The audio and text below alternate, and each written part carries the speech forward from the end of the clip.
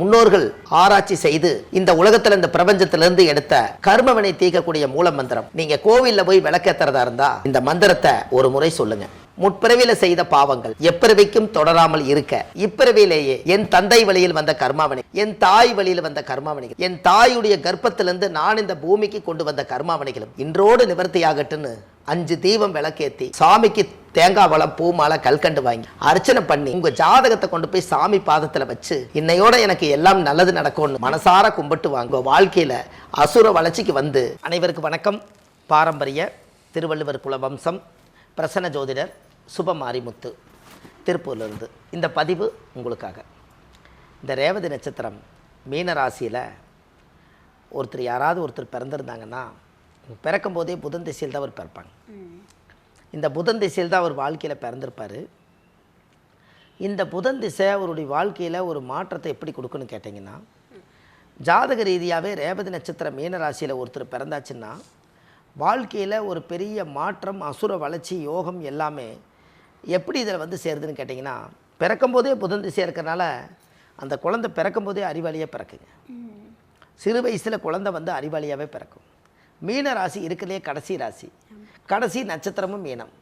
அதனால தான் இந்த மீன ராசியில் யாராவது பிறந்தாங்கன்னா சின்ன வயசில் கஷ்டப்பட்டு வளர்ந்து படிப்பு காலமெல்லாம் முடிஞ்சு இவங்களுக்கு புதன் திசையில் பிறந்து கேது முடிஞ்சு சுக்கிரன் திசை இவங்களுக்கு கரெக்டான வயசில் வருங்க. புதன் திசை 17 வருஷம்னா இந்த புதன் திசை 17 வருஷங்கும் போது 8 8 16 8 வருஷம் 6 மாதங்கும் போது புதன் திசை இவங்களுக்கு தாயுடைய கர்ப்பத்தில் சென்றது போக நின்றது இருப்பு. இந்த புதன் திசை முடிஞ்சு இந்த 8.5 வருஷத்துக்கு அப்புறம் கேது ஒரு 7 வருஷம், 8 7 15. இந்த 15 வருஷத்துக்கு முன்னாடி அதுக்கு அடுத்தது பார்த்தீங்கன்னா சுக்கிர திசை 20 வருஷம் யோகங்க. இந்த 20 வருஷ யோகம் எப்போ வருதுன்னா 15 ஒரு 20 ஒரு 35 வயசுக்குள்ளே இவருக்கு சுக்கிர திசை தான் கல்யாணம் பண்ணி வைக்குதுங்கன்னு பாருங்களேன். ரேவதி நட்சத்திரத்தில் பிறந்துக்கிறவங்களுக்கு சுக்கிர திசையில் கல்யாணம். இதெல்லாம் கேட்குற கொஞ்சம் அபூர்வமாக இருக்குது பாருங்களேன். ஒரு நட்சத்திரத்தை சொன்னால் உங்களுக்கு எந்த வயசில் கல்யாணங்கிறது தெரியுது பாருங்க, எந்த திசையில் கல்யாணம் நடக்குதுன்னு வருதா இல்லைங்களா. இதெல்லாம் நம்ம ஜாதகத்துக்குள்ளேயே ஒளிஞ்சிருக்கக்கூடிய ரகசியம். அப்போ இவங்களுக்கு கல்யாணம் சுக்கிர திசையில் தான் கல்யாணம். அப்போது 35 வயசுங்கும் போது இவர் கல்யாண வாழ்க்கையில் கல்யாணம் ஆயிடுது. 35 வயசுக்கு மேலே ஆண் குழந்தை பெண் குழந்தை பெற்றெடுக்கிறாங்க. அதுக்கு பள்ளிக்கூடம் போகிறக்கு உண்டான வழிகளை செய்கிறாங்க, பொருளாதாரத்தை வளர்ச்சி செய்கிறாங்க. இது எல்லாம் செய்ததுக்கப்புறமும் இந்த கேது சுக்கிர திசைக்கு அடுத்தது 35 வயசுக்கு மேலே சூரியன் திசை 6 வருஷங்க. இந்த 6 வருஷங்கும் போது 35 ஒரு 6 41 வயசு. 41 வயசுங்கும் போது அவங்களுக்கு ஒரு கரெக்டான காலம், சம்பாரித்து குழந்தைகளை காப்பாற்றுற காலம். அப்போது இந்த சுக்கிர திசை முடிஞ்சு சூரியன் திசை கரெக்டாக பாருங்கள். 35 சூரியன் ஒரு 6 41, சந்திரன் ஒரு 10 51, செவ்வாய் ஒரு 7 வருஷம், அப்போ 57. ராகு ஒரு 18 வருஷத்தில் ரிட்டையர்டுங்க. ராகு திசை வரும்போது இவர் ரிட்டையர்ட் ஆயிடுவார். அப்போ இந்த ரேவதி நட்சத்திரத்தில் ஒருத்தர் பிறந்திருந்தாங்கன்னா எவ்வளவு கஷ்டமாக இருந்தாலும் 30 வயசுக்குள்ளே கஷ்டப்படுவாங்க. இந்த 30 வயசுக்கு மேலே சுக்கிர திசை வந்ததுக்கப்புறம் அவங்களுக்கு யோகா ஆட்டோமேட்டிக்காக வேலை செய்யும். இது ஜாதகத்தில் உள்ளே போய் பார்த்தோம்னா ஒரு கிரகம் எந்த நட்சத்திர சாரத்தில் இருந்து இந்த சுக்கிரன் இவருக்கு நல்லது பண்ணுறாரா கெட்டது பண்ணுறாராங்கிறது பொதுவான ஒரு விளக்கத்தை எடுத்துக்காமல் அவருக்கு சின்ன வயசுலேயே 35 வயசுக்குள்ளே அவருக்கு சுக்கிர திசையில் அந்த குடும்பத்துக்கு பெருமைங்க. அந்த குடும்பம் எவ்வளோ வறுமையில் இருக்குதோ அந்த வறுமையாக இருக்கிறவங்களுக்கு இந்த ஜாதகம் நல்லா சப்போர்ட் பண்ணும். அப்போ பின்னாடியே இடம் தடம் வீடு வாசல் சொத்து சுகம் எல்லாமே தேடி மக்களோட மக்களாக வாழ்ந்து அந்த குடும்பத்துக்கு தேவையான அனைத்து யோகத்தையும் அதை ஏற்படுத்தி கொடுக்கும்.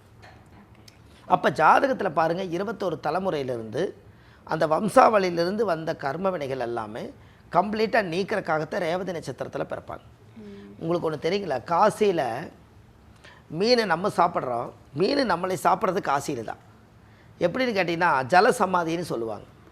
அதனால தான் 2 மீன்கள் வாழ்கிற மாதிரி இருக்குங்க.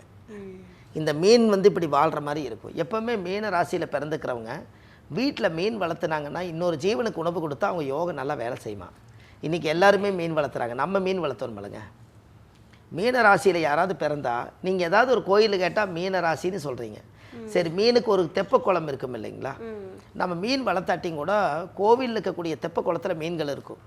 அதுக்கு ஒரு 10 50 ரூபாய்க்கு ஒரு பொரியை வாங்கி கொண்டு போய் அந்த மீனுக்கு போட்டிங்கன்னா ஒரு நேரம் டிஃபன் அதுகளுக்கு கொடுத்தீங்கன்னா அந்த மீன் வாழ்த்துனா அந்த மச்சம்னு தான் சொல்லுவாங்க மீனை. அந்த மச்ச அவதாரம்பாங்க மீனை. அந்த மச்ச அவதாரம் உங்களை வாழ்த்துமா. அதனால தான் மீன் தின்னா கண்ணுக்கு நல்லதுன்னு சொன்னாங்க. அந்த காலத்தில் மீன் சாப்பிட்டா கண்ணுக்கு நல்லதுன்னாங்க. இது எப்படி சொன்னாங்க? இதை வச்சுங்க, மீன் குஞ்சு பொரிக்கிறத பார்த்துருக்கீங்களா? மீன் எப்படி குஞ்சு பொரிக்குன்னு கேட்டிங்கன்னா, மீனோட முட்டையெல்லாம் உடம்புல வச்சு தண்ணியில் போய் மேலே கொண்டு போய் மேலே முட்டை விட்டுட்டு தண்ணிக்குள்ளே ஆழமாக போய் ரிட்டன் அப்படியே எகென்ஸ்டாக திரும்பி இந்த மீனுடைய அந்த கண்கள் அந்த முட்டையை பார்க்க பார்க்க மீன் பொரிஞ்சிருங்க. அந்த பார்வையிலேயே அந்த குஞ்சு பொரிச்சிருங்க முட்டைக்கு. அப்போ அதனால தான் மீனோட கண் பார்வை ரொம்ப ஸ்ட்ராங்காக இருக்கனால தான் மீன் தின்னா கண்ணுக்கு நல்லதுன்னு சொன்னாங்க. அப்போ மீன் நம்மளுடைய வாழ்க்கையில் நம்மளுடைய பெரிய ஒரு இதுக்கு உங்களை மாதிரி இருக்கிறவங்க, இந்த மாதிரி சில விஷயங்கள் எல்லாத்துக்கும் இருக்கிறவங்க, மீன ராசியில் இருக்கிறவங்க எல்லாத்துக்கும் பார்த்தீங்கன்னா இந்த மீன் யாராவது உணவு கொடுத்தாங்கன்னா அவங்க அசுர வளர்ச்சிக்கு வந்துடுவாங்க. அப்போது ஜாதகத்தில் பாருங்கள், அவங்க பிறக்கும்போது மீன ராசியில் பிறந்து குருவோட வீட்டில் பிறந்ததுனால வாழ்க்கையில் என்னைக்காவது ஒரு நாள் இவங்க சொன்னால் 10 பேர் கேட்பாங்க. அந்த பவருக்கு நீங்கள் வந்துடுவீங்க, யாராக இருந்தாலும் வந்துடுவாங்கன்னு. மீன ராசி என்பது குருவோட ராசி. ஆசிரியராக போனவங்க நிறைய பேர் இருக்காங்க, பாடம் சொல்லி கொடுக்குறவங்க நிறைய பேர் இருக்காங்க. ரெண்டாவது, அதைய எடுத்து ஒருத்தருக்கு புத்தி சொல்கிறதுல இதாக இருக்கிறாங்க, கவுன்சிலிங் இருக்கிறவங்க நிறைய பேர் இருக்காங்க. இந்த ரேவதி நட்சத்திரம் மீன ராசியில் பிறந்துக்கிறவங்க ஆடிட்டிங் படிக்கிறது ஒரு பெரிய சிறப்பு. எழுத்து பத்திரம் டாக்குமெண்ட் எல்லாம் எழுதுகிறவங்க எல்லாமே புதனோட கண்ட்ரோலு. இது எல்லாமே பாருங்கள், மக்களாக பார்த்தீங்கன்னா வாழ்ந்ததில் இந்த ஒரு அர்த்தத்தை அந்த ஜாதகத்தில் பலப்படுத்தி. அப்போ இதெல்லாமே அந்த மீன ராசி ரேவதி நட்சத்திரம் தான்.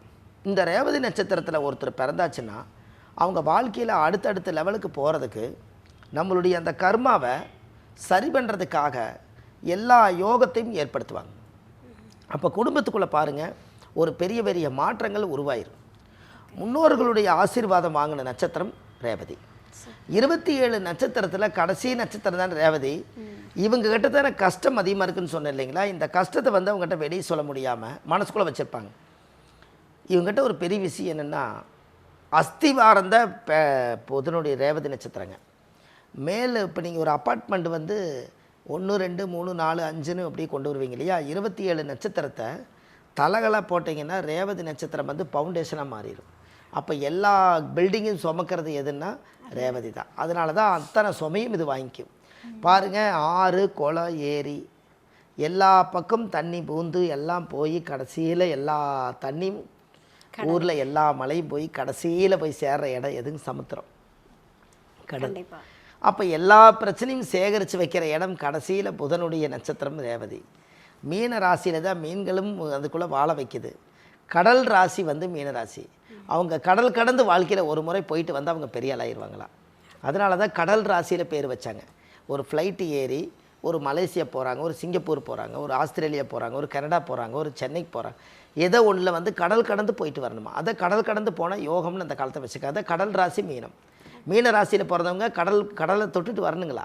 அப்போ இதெல்லாம் அந்த காலத்தில் ஐதீகம் இருந்ததுனால தான் அந்த காலத்தில் முன்னோர்கள் இதை வாச்சிருக்காங்க. அப்போ மீன் வளர்த்துறது யோகம், மீனுக்கு உணவு கொடுக்கறது யோகம். ஜாதகத்தில் பெரியாள் ஆகிட்டாங்கன்னா ஒரு குருக்கிட்ட போய் வருஷம் ஆசீர்வாதம் பண்ணணும். யாராவது மீன ராசியில் பிறந்த அது குருவோட ராசியாக இருக்கிறனால ஒரு பாத பூஜை வாழ்ந்த மகான்கள் யாராவது ஒருத்தர் வயசானவங்க இருப்பாங்க. அவங்களுக்கு வருஷத்துக்கு ஒரு முறை நீங்கள் பாத பூஜை பண்ணி அவங்ககிட்ட ஒரு ஆசீர்வாதம் வாங்கிட்டு வந்தால் அந்த மீன ராசியில் இருக்கக்கூடிய குருவோட ஆசீர்வாதம் ஃபஸ்ட் கிளாஸாக வேலை செய்யுமா. அப்போ இதெல்லாம் பாருங்கள், அந்த காலத்திலே முன்னோர்கள் இதை சொல்லியிருக்காங்களா இல்லைங்களா? அப்போ தெய்வத்துடைய சப்போர்ட்டு உள்ளதுங்க, தெய்வீகமான யோகம் இது எல்லாமே அவங்களுக்கு இருக்குது. வாக்கு பலிதம் இருக்குதுங்க அவங்களுக்கு. அவங்க ஏதாவது ஒரு வயிறு எரிஞ்சு சொல்லிட்டாங்கன்னு அது பழிச்சிருங்க. மீனத்துக்கு அந்த பவர் உண்டுங்க. அதனால தான் மீனுக்கு சரி மீன் பேசுறது காது கேட்குதா? கேட்காது. மீன் இது வரைக்கும் பேசுனதே இல்லைங்களே. இல்லைங்கம்மா, மீன் பேசாது. மீன் கண்ணீர் வடிக்கிறது தண்ணீருக்கு தெரியாது. அப்போ அது கிட்டக்கிறது ஒரே ஒரு ஆயுதம், அது நினச்சாலே போதும். ப்ளஸ்ஸு நினச்சா ப்ளஸ்ஸு, மைனஸ் நினச்சா மைனஸ்ஸு. அப்போ மீன ராசிக்கார பாதுகாப்பாக வச்சுருக்கணுமல்ல இல்லைங்களா? நீங்கள் மீனே வளர்த்துனாலும் கூட ஒரு நேரம் அது பட்டினி போட்டிங்கன்னா அதுக்கு ஒரு சாபத்தை ஆளாயிடக்கூடாதுல்ல. இப்போ இதெல்லாம் பார்த்து கரெக்டாக வளர்த்துரும். அப்போ ஜாதகத்தில் அந்த முன்னோர்களுடைய ஆசீர்வாதம் வாங்கின ஒரே நட்சத்திரம் அந்த புதன். இந்த புதனுடைய திசையில் யாராவது ஒருத்தர் பிறந்திருந்தாங்கன்னா, அதாவது அர்த்தநாரீஸ்வரர் கோயிலுங்க, ஆண் பாதி பெண் பாதி, சத்தியும் சிவனும் ஒன்றா இருக்கிற மாதிரி ஆண் பாதி பெண் பாதி அர்த்தநாரீஸ்வரர். இந்த அர்த்தநாரீஸ்வரர் கோயிலுக்கு போய் வாழ்க்கையில் ஒரு முறை அவங்க சாமி கும்பிட்டு வந்தால் அவங்க வாழ்க்கை ரொம்ப நல்லாயிருக்கும். சூப்பர். இதெல்லாமே நீங்கள் கண்டிப்பாக போயிட்டு வாங்க. ஜாதகத்தில் அந்த பவர் ரொம்ப அதிகமாக இருக்குது. அடுத்தடுத்து நம்ம பெரிய லெவலில் போகிறதுக்கு அர்த்தநாரீஸ்வரரை கும்பிட்டு வாங்க. இந்த மீன ராசியில் ரேவதி நட்சத்திரத்தில் பிறந்துக்கிறவங்களோட கோயில் உங்களுக்கு கொடுக்குறேன். அந்த கோயிலுக்கு அவங்க போயிட்டு வந்தாங்கன்னா அந்த கோயில் போயிட்டு வந்ததுக்கப்புறம் வாழ்க்கையில் அசுர வளர்ச்சியாக இருப்பாங்க. அருமை அருமை ஐயா. சரிங்களா ஐயா? கிட்டத்தட்ட சரிங்க. சூப்பர் ஐயா. அதாவது எப்படி உங்களுக்கு சொல்றதுனே தெரியல. சரி. இது வரைக்கும் யாரும் சொல்லாத சரி எண்ணற்ற பல விஷயங்களை சரி வாழ்வியலோட ஒத்து போகிற அளவுக்கும் சாதாரண பாமர மக்களுக்கு திசைன்னு சொன்னால் நிறைய விஷயங்கள் இருக்குது, கிரகங்கள் அப்படின்னு சொல்லி பேசினா அவ்வளோ ஈஸியாக புரியாது. பட் நீங்கள் ஒவ்வொரு வயசையும் சொல்லி ஒவ்வொரு திசையும் சொல்லி ஒவ்வொரு கிரகங்களையும் சொல்லி புரியாத மக்களுக்கும் புரியக்கூடிய வகையில் 27 நட்சத்திரத்திற்கும் மிக மிக அழகாக தெளிவாக அருமையான ஒரு விளக்கத்தை கொடுத்துருக்கீங்க. கண்டிப்பாக உங்களுடைய இவ்வளவு அழகான ஒரு விளக்கம் அப்படின்றது மக்களுக்கு புரியக்கூடிய வகையில் இருந்திருக்கும் நான் நம்புகிறேன். சரிங்க. வரைக்கும் வீடியோ ரொம்ப தெளிவாக கொடுத்ததுக்கு ரொம்ப ரொம்ப நன்றி. ரொம்ப நன்றிங்கம்மா. வணக்கம்மா. அதாவது திருவாரூர் மாவட்டம் காரைக்குடி பக்கத்தில் கைலாசநாதர் கோயில் இருக்குதுங்க. ஓகே. அந்த கோவில் சுவாமிக்கு தேங்காய் பழம் பூ மாலை கல்கண்டு வாங்கி அர்ச்சனை பண்ணி அந்த கோவிலில் போய் சாமி கும்பிட்டு வந்தாச்சுன்னா அன்னையோட உங்கள் ஜாதகத்தில் ரேவதி நட்சத்திரத்தினுடைய தோஷ நிவர்த்தியாகி அன்னையிலிருந்து அவங்களுடைய வாழ்க்கை ஒரு நல்ல ஒரு வளர்ச்சிக்கு போகுங்க. இதுக்கு கண்டிப்பாக இந்த திருவாரூர் மாவட்டத்தில் காரைக்குடிங்கிற ஒரு பக்கத்தில் தான் கைலாசநாதர் இருக்குது. இந்த கோவிலுக்கு ஜாதகத்தை நீங்கள் எடுத்துகிட்டு போய் வச்சு ஒரு முறை நீங்கள் பூஜை பண்ணிட்டு வந்தால் முற்பிறவியில் செய்த பாவங்கள் எப்பிறவிக்கும் தொடராமல் இருக்க இப்பிறவியிலேயே என் தந்தை வழியில் வந்த கர்மாவணிகளும் என் தாய் வழியில் வந்த கர்மாவணிகளும் தாயுடைய கர்ப்பத்திலேருந்து நான் இந்த பூமிக்கு கொண்டு வந்த கர்மாவணிகளும் இன்றோடு நிவர்த்தியாகட்டுன்னு தீபம் ஏற்றுங்க. உங்கள் ஜென்ம நட்சத்திர தோசை அன்றோடு நிவர்த்தியாகி உங்கள் தாய் தந்தையும் முன்னோர்களுடைய ஆசீர்வாதம் என்னைக்கு நிறைவாக உங்களுக்கு இருக்கும். இதை செய்யுங்க, நல்லதே நடக்கும்.